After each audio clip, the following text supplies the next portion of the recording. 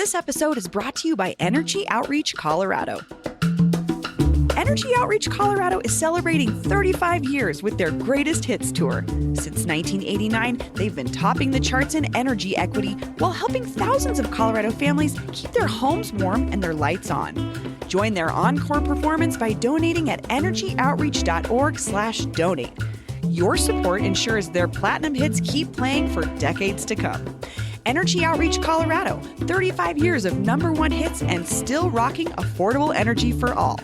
Visit energyoutreach.org/donate to help today. This episode is brought to you by Pine Melon. Ever wish you could get farm fresh produce, eggs, dairy, and meat delivered right to your door? Well, thanks to Pine Melon, it's easy to have the Colorado Farmers Market delivered. Get all your small batch local faves you can't find at the chain grocery store dropped right on your doorstep. Simply visit pinemelon.com or download the app and use our code CITYCAST to get 75% off your first time. That's pinemelon.com, and don't forget, use our code CITYCAST to get 75% off.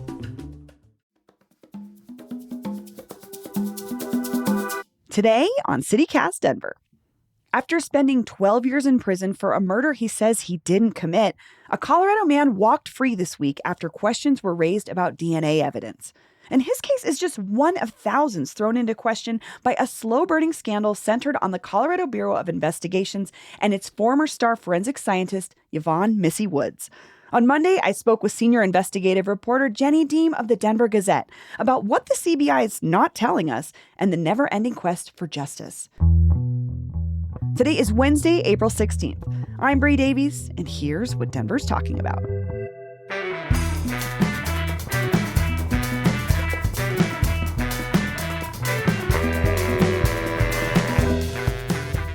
Jenny Deem, welcome back to CityCast Denver. Well, thank you for having me. I appreciate the chance to talk about this. Let's start at the beginning. Who is Yvonne "Missy" Woods? Missy Woods, well, her name is Yvonne, but she goes by Missy. She, up until the time that she left and is now basically discredited, she was, I like to call her the it girl. She was the leading forensic scientist at Colorado Bureau of Investigations, crime lab, forensic science. She had an expertise in DNA analysis. She was particularly good at extracting small samples of genetic material and then running those, analyzing those. And she was perhaps the most revered scientist at the CBI and certainly the most prolific. She had, from varying accounts, she had a healthy ego, and, she liked the idea of being the best. And over her 29-year career at CBI, she handled 10,780 criminal cases. That's a lot. It is a lot. So how did you first get turned on to this story? There was a scandal that was announced by CBI. They set out a press release, rather terse, saying, well, we have a problem with one of our scientists. She's no longer there. She was basically allowed to retire right before it broke. And that there's some questions that are emerging about her work. And the way this all came to light is fascinating. An intern, a couple of months before, was doing some research. She was a forensic biology intern doing a project about DNA analysis, and she was going back through some of this work and said, hey, there's something wrong here. This doesn't really add up. There seems to be some missteps. There's some data missing. There's a problem. So in November of 2023, CBI announces that they are launching an investigation, that they are absolutely committed to transparency and accountability, and that they want to keep the public's trust, and that they're going to get to the bottom of it. So this was in November of 23. I remember seeing this. I had colleagues who were working on it at the Gazette, and I thought, wow, what a story. I mean, I've watched Law and Order as much as anybody else. I know that this is a big deal when you have potentially tainted evidence. But, I actually didn't get involved until fall of last year. I was turned on to a particular case. This was a case of a man by the name of Michael Clark. And it felt like his story was kind of a metaphor for the whole problem, where he had been convicted of first-degree murder for a crime that he said he did not commit, and a lot of what convicted him was Missy Wood's testimony and of evidence. And that now was called into question. So, and just spoiler alert, he's being released from custody today. Wow. He's still considered charged with the crime, but his conviction was vacated on Friday. So this is just one case. That's one. Where someone was potentially falsely incarcerated for. Correct. Which has always been the decade and a half. Which a is long the time. huge fear, right? Yes, he was sentenced to life without parole. Wow. So, but let's talk about the scale of this problem, because you kind of mentioned it. She worked on over 10,000 cases in her career. Cases. So as 2023 turns into 2024 and things continue to unfold, mostly in secret, the investigation and all. In terms of like the public is not aware. The public does not really know what's happening. But CBI has gone back and they've reviewed all 10,000 cases. And it's also, the whole scandal has been sent to South Dakota, their criminal investigation division of the Attorney General, to see if there were any crimes committed. Now, that's separate. I mean, so it's someone related. outside of an entity outside of Colorado can examine but that it. is separate a little bit because they're looking for an actual crime committed versus just misconduct. And so what ultimately comes out last summer is that she had skipped steps. There are certain protocols, certain steps that you need to do when you're testing DNA. She had mishandled evidence, and she had deleted data from reports. And at first, it was just a couple of dozen cases. Then it was 600 cases. Then that was all of the ones that were computerized that they could easily look at. Then they went back and looked at the paper records from before. Then it went to 800 cases, and they finally settled on 1,003. So think about that. That's 1,003 problems in her work out of 10,000. That's 1 in 10. That's 10%. Of all the criminal cases, there was a problem found in that many. Has Missy Woods spoken about this situation? Not really. I mean, in January, she was charged with 102 felonies, including cybercrime, perjury, forgery, and attempting to, I believe it's influence a public servant, I think is the name of the crime. They're all felonies, cybercrime being the most serious. She's awaiting trial. There's a hearing in May on that. The only clue that we really have on what's behind all of this is when she was interviewed by investigators, the internal investigation by CBI, she talked a lot about feeling overworked and under pressure to keep moving cases along. The productivity factor that she had to do more than anybody else, and she had to do it better than anybody else. Though it was very odd because the investigators would say to her, well, when did this start? When did you start doing this? Oh, I don't remember. Or they would say, it looks like you've deleted data out of these, profiles that you've created. Did you do that? She said, I don't know, maybe, probably. I mean, so it was just this, it was just these very odd responses. Yeah, I'm just thinking about this juxtaposition we have of this person of high stature in this job, revered for her work, then up against this version of the person who may have potentially impacted thousands of people's lives. And just kind of shrugged, like, well, yeah, maybe. That is so wild. So this story, like you said, broke like 18 months ago. What has been done for everyone involved in these cases? Well, this is a very important part, at least I feel like in my reporting, is that there still remains a great deal unknown.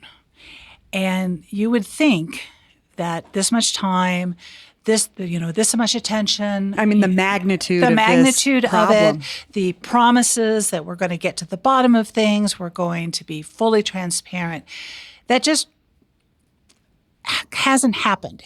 And it's unclear whether it hasn't happened because of the way the system is set up, or if it's a little more intentional to limit the scope of the damage. Like a little foot dragging, potentially on the part of the CBI, because there is an unknown of how much. Yes, exactly. And here's the issue.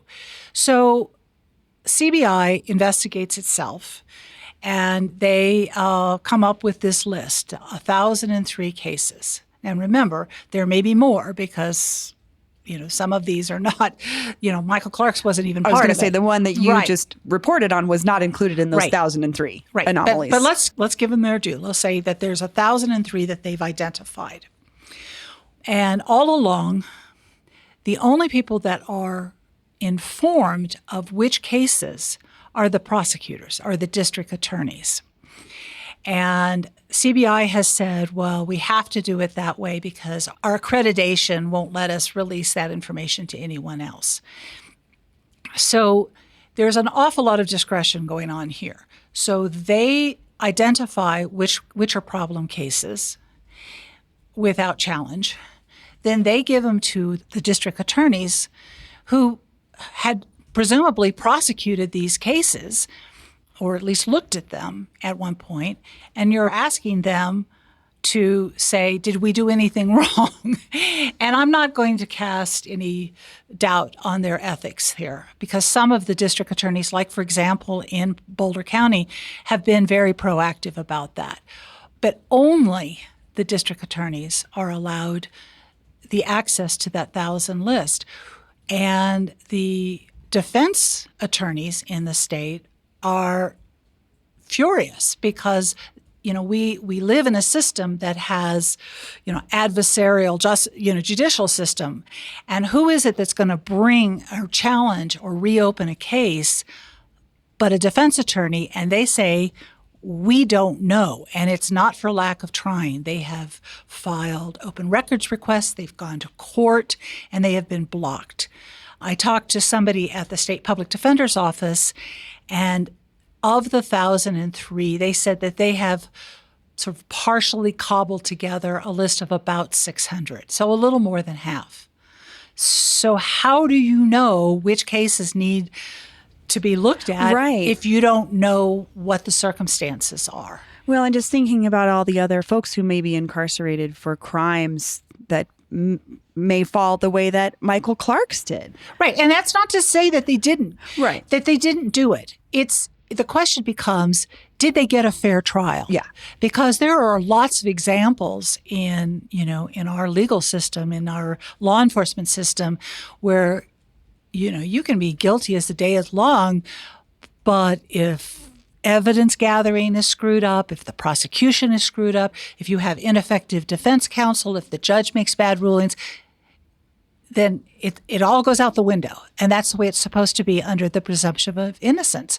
So the question is really not whether these people did it or not. It's, did they get a fair trial?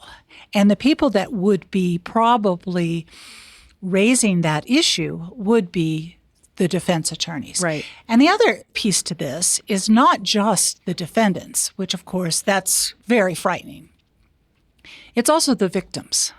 Think about the victims of crimes. Think about if you were, say, you had been sexually assaulted, and it's already a grueling process to go through the law enforcement, the, talking to the police, maybe them doubting you, having to prove all of that, and, and just reliving it. Relive your experience. Reliving it. Then you relive it with the prosecutor who decides whether or not to take the case. Then you go to trial and have to relive it again. And whatever the outcome is, presumably that door's closed, and you then can start moving on, however you do that. Everybody's different. But then think about, so you've done that, And then you find out, and years passed, and then you find out, well, actually, maybe the person who was convicted didn't do it. Or maybe the person that did do it, maybe their DNA wasn't tested. And so that means that that person's still out there. And so there's both the defendant toll, but there's also the victim toll. Yeah.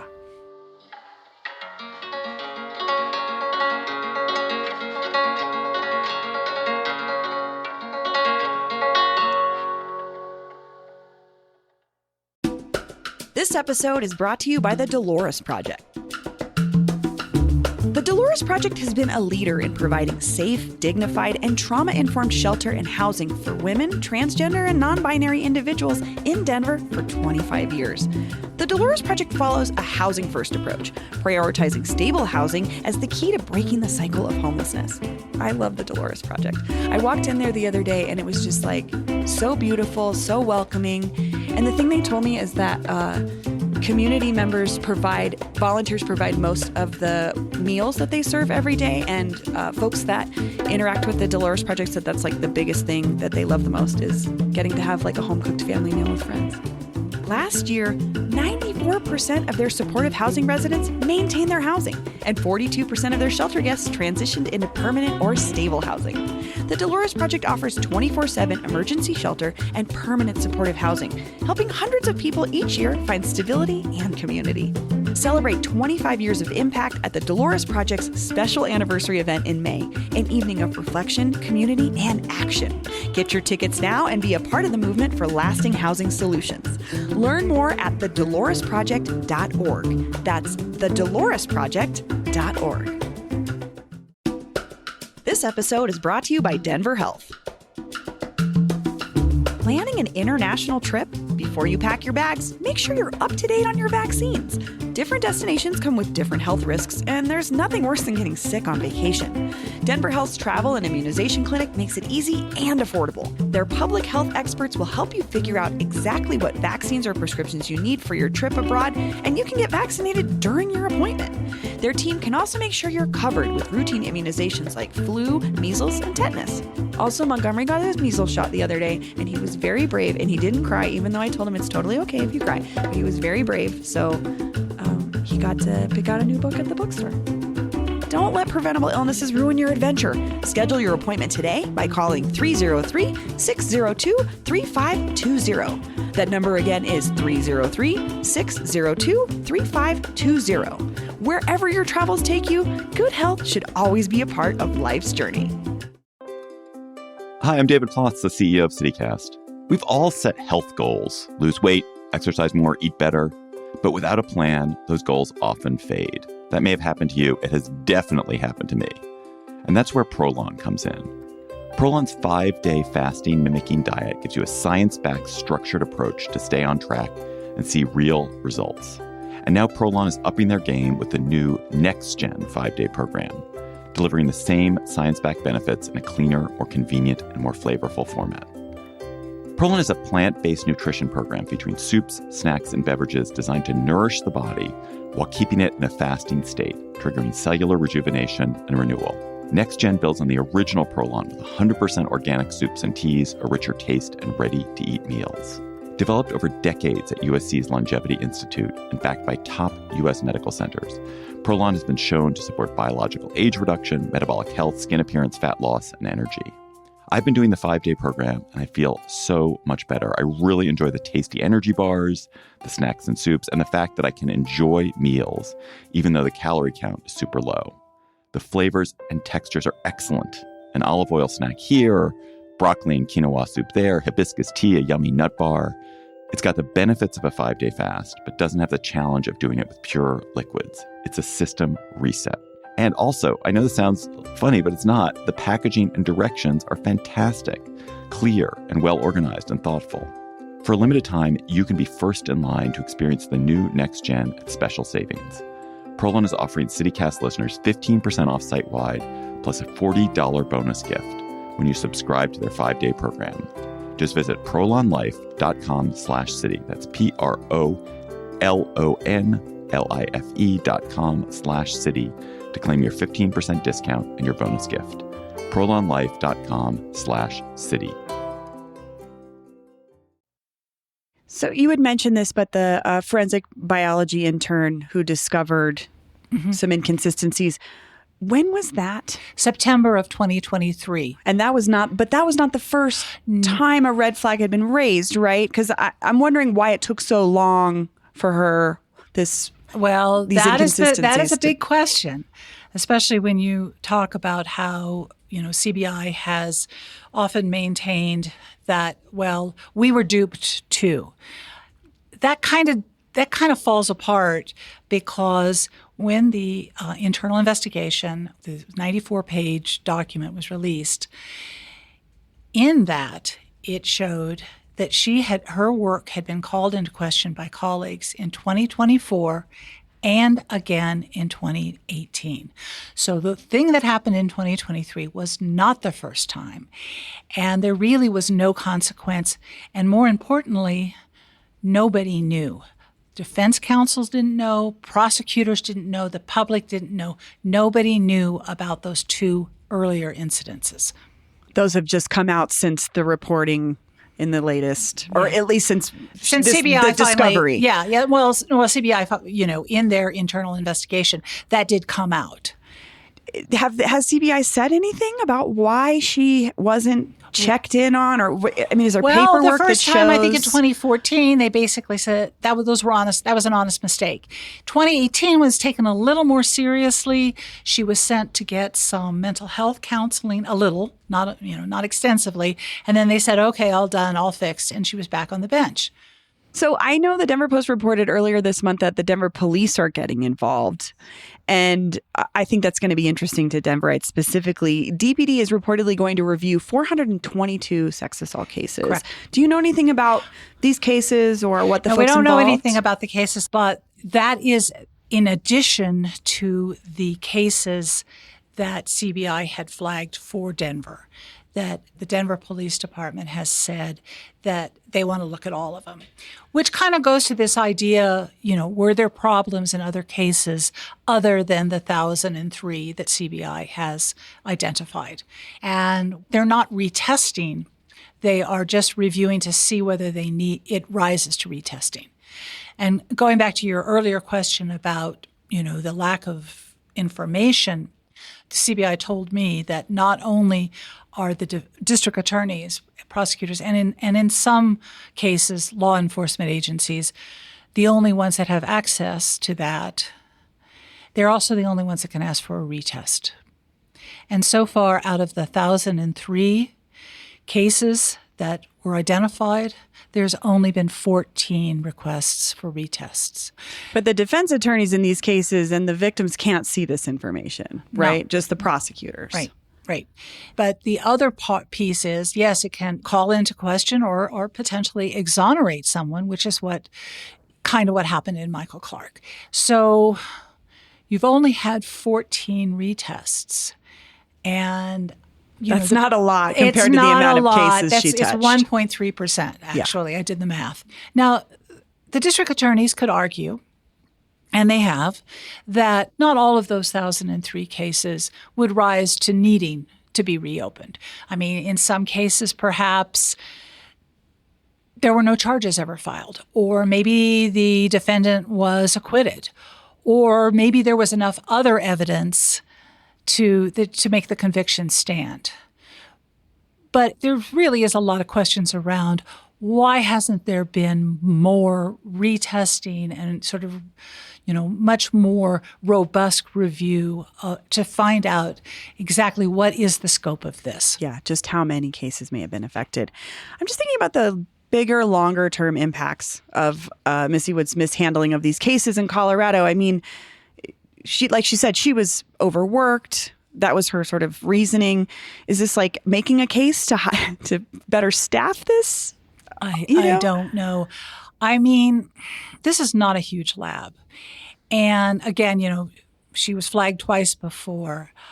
I think it raises a lot of questions about what was the culture within the lab that allowed this to happen.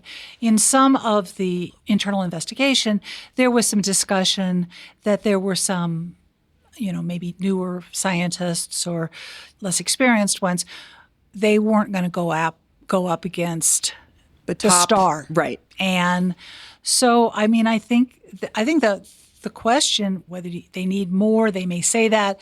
I think that you need to kind of examine what in the world allowed this to continue for so long unchecked. And it may not, I mean, like looking at like you said, the culture of it, the culture of this office, and maybe other folks were doing this too. I mean, it's hard to know. CBI has insisted that they say It's just her. Okay. Now, there is a lawsuit, the same attorney that represented Michael Clark. He filed a very interesting lawsuit. But one of the things that he found out that's alleged in this request for information is there is a process called the technical review where when somebody comes up with an analysis, a fellow scientist is supposed to check their work, basically. Sure. And there may be a plausible explanation for this, but if you looked at the timestamps, the person that was doing the technical review signed off on her work in 1 minute.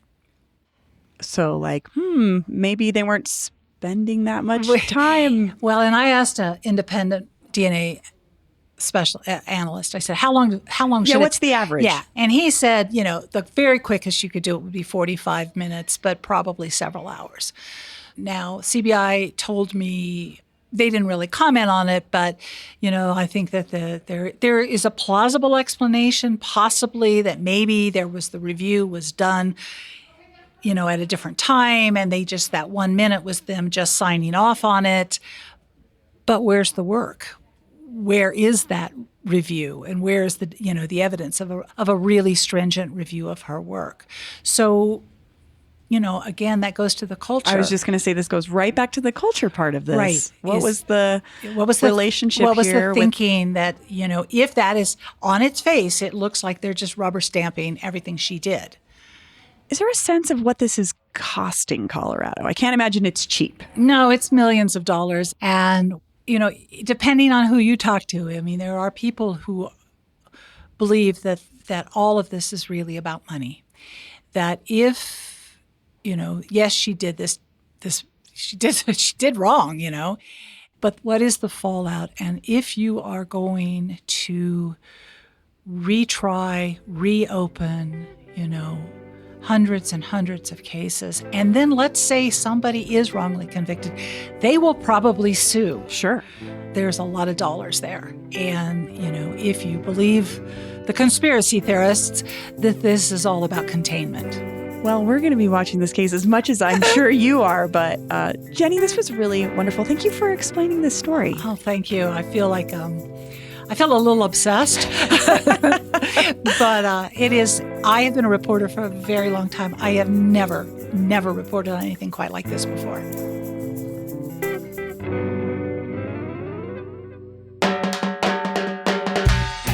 That's all for today here on CityCast Denver. If you enjoyed this show, why not take a minute to tell Michael Clark about us? Rate the show wherever you get your podcasts and subscribe to our morning newsletter and learn more about us at denver.citycast.fm. We'll be back tomorrow morning with more news from around the city.